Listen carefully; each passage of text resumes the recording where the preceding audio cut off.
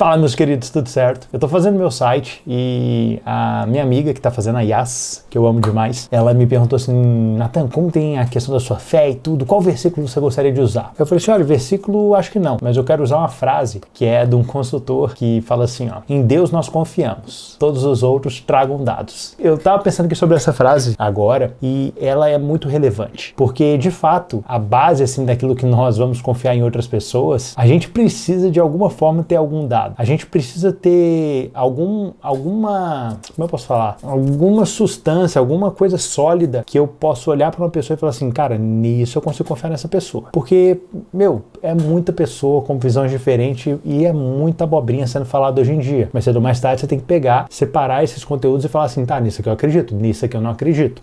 Enfim, ao longo da minha vida, né, eu acredito que isso acontece com todas as pessoas. Não foram poucas vezes que eu me deparei com pessoas que dizem acreditar em determinadas formas quando na verdade elas não acreditam tanto assim, sabe? Elas falam de forma veemente em relação a alguma coisa, mas essa veemência aí dura, sei lá, 2 semanas e olhe lá, porque rapidinho já muda, porque, sei lá, a pessoa ela é inconstante na confiança dela em si. Ela chega e fala, não, porque agora o que mais importa é isso. Passa um mês, não, na verdade o que mais importa é isso outro. E a pessoa fica tipo um pêndulo, cada hora vai para um lado assim, sem ter uma constância dentro disso. E, cara, principalmente dentro da igreja, tá? Eu já vi muito disso, de coisas assim que, é muito variável, sabe? Eu percebo até isso dentro de mim, sabe? Que muitas vezes eu vejo a minha vida com uma tendência a agir de uma forma, outro período é agir de outra forma, e você gerar uma confiança dentro de uma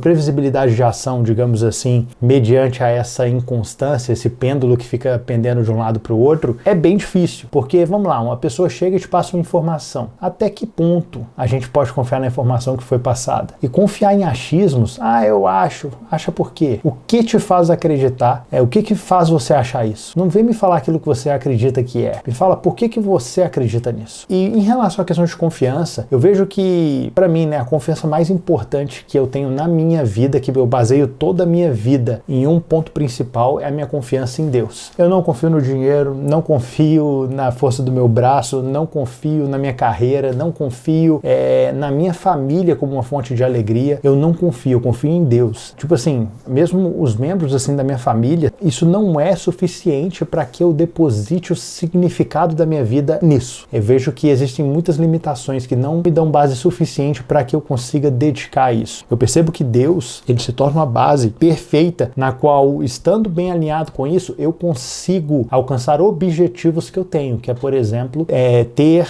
desenvolver mesmo a minha vida familiar, entendeu? Eu como esposo, eu como pai e etc. Agora, a base da minha vida não é a minha família, entende? A família é algo que a minha vida, eu me envolvo com a minha família. Não é algo que eu estou apoiado em cima. Por mais sólido que seja, por mais que eu tenha uma confiança absurda, ela não serve como base. Ela não serve como uma base para que eu firme meus pés e tome decisões segundo isso. E quando eu paro para pensar em confiança, algo que eu percebo e vejo claramente é que confiança é algo que é desenvolvido. Não é algo que simplesmente assim acontece. Talvez a gente nasça não desconfiando de ninguém, mas também não necessariamente confiando em ninguém. É só aquela coisa assim de existencialismo e a gente não tem uma confiança ou desconfiança em nada. A gente só está ali aprendendo. Mas quanto mais a gente cresce, mais a gente vai percebendo, existem limites para a nossa confiança, aquilo que nós podemos confiar a alguém. E quando eu paro para pensar em confiança, eu percebo que essa minha confiança em Deus, ela não foi algo que foi, sei lá, que é tipo simplesmente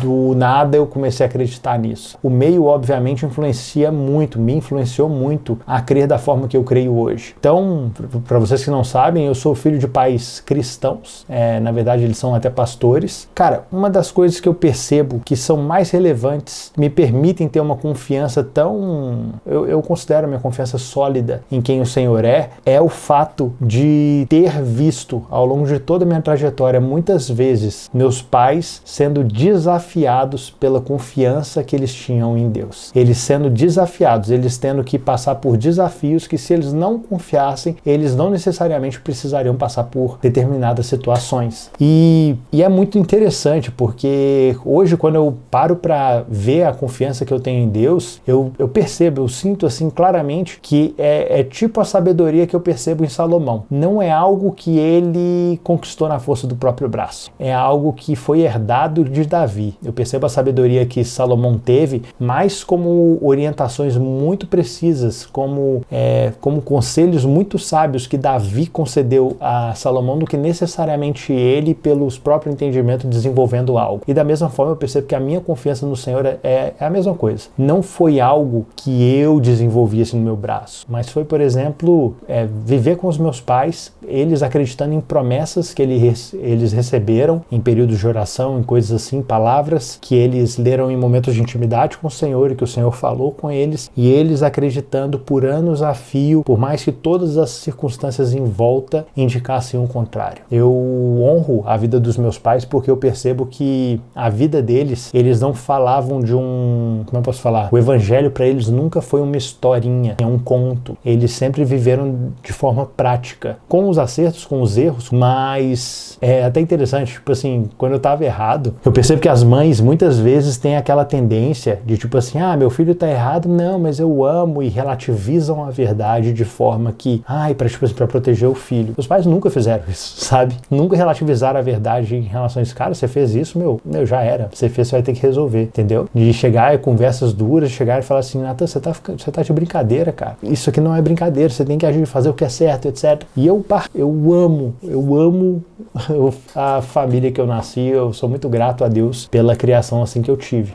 Mas essa confiança, e eu percebo que essa confiança, eu consigo ter uma base sólida pelo testemunho que eles tiveram. Porque se os meus pais, se eu não visse pontos no qual a confiança que eles diziam ter em Deus os desafiasse de alguma forma, eu acreditaria que simplesmente essa suposta confiança seria simplesmente fruto da conveniência mental deles, sabe? Então, tipo assim, eu digo que eu confio em Deus porque é bonito, porque é algo interessante. Mas, cara, se isso não te desafia, se isso não te leva para um momento de impasse, se isso não te, em algum momento te obriga a fazer, de certa forma, uma lei moral, assim, que você faça aquilo que você não gostaria de fazer, sabe? Mas que você sabe que é certo, que você sabe que você deve fazer aquilo, que de certa forma, muitas vezes você até te prejudica. Cara, na boa, você confia, isso não é confiança, meu, isso é conveniência, isso aí é tipo assim, isso é simplesmente você confiando no seu próprio umbigo e você colocando historinhas que você gosta de ouvir de forma que você